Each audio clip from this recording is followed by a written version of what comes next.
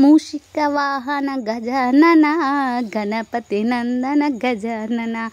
ఏంటి అనుకుంటున్నారా? శనగలండి ఇవి.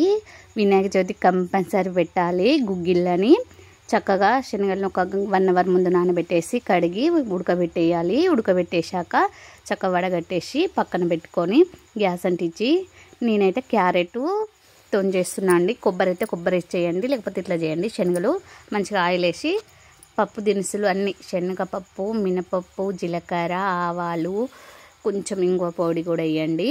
2 ఎండుమిరపకాయలు, పచ్చిమిరపకాయలు, క్యారెట్ని చక్కగా తరిమి పట్టుకొని క్యారెట్ని కూడా వేసి మంచిగా కలపండి. కొద్దిసేపు కలిపాక కొంచెం సాల్ట్ వేసి మళ్ళీ కలిపేయండి.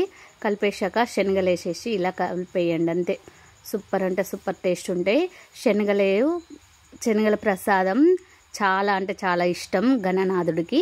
గణనాథుడికి నైవేద్యం పెట్టాక మన నాథుడికి కూడా నైవేద్యం చేయాలండి. అంతే. తింటే చాలా అంటే చాలా బాగుంటాయి.